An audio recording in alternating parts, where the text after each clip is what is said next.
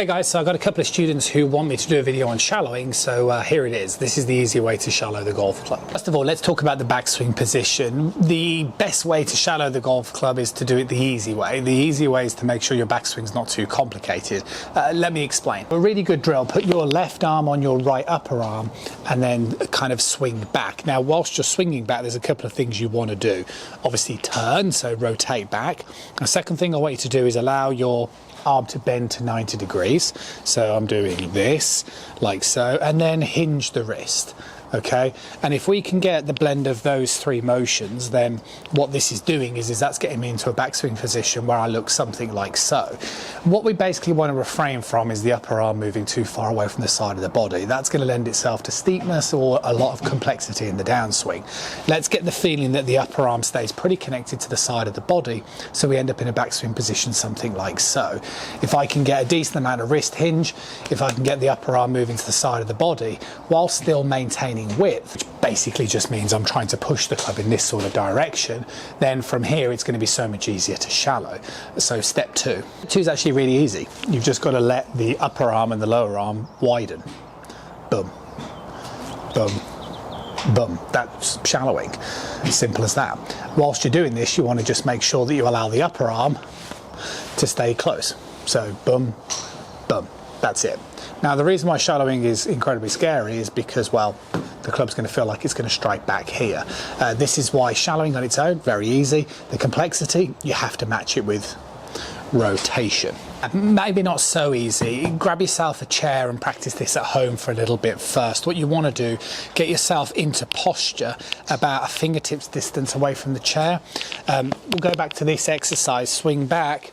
Get your hip back, so see my right hip is in contact with the chair. First of all, let's just practice the body first. See the way I simply just pull the left hip back. So my weight is shifting onto my left side, but you see the way I'm just pulling the left side back. Very, very simple. The problem that we have is, well, I'm no longer shallowing, so I now need to feel this. Like so. Okay. Now, all of a sudden, we are starting to get a blend of shallowing the golf club, but also finding a way to the back of the golf ball. So practicing this whilst practicing this is absolute must. Tip number three is you really need to start videoing it. The progression that I see with online students is amazing, and that's not because of me, that's because of their self-reflection. They start to understand exactly what to look for. The two things that you are looking for when you video your swing, one is that you want to draw a line on the back of the hip. So you can download an application pretty easily that will give you the ability to draw lines. So as I start the downswing here, my left hip moves back on the line. That's a good sign. That's step one. If you're not doing that, you need to do that first. Trying to shallow the golf club if your hips are moving this way is absolutely pointless because it won't lend itself to anything other than more inconsistency. So rule one is get the left hip moving back on the line. If you start to do that, then rule two is allow this arm to start to straighten.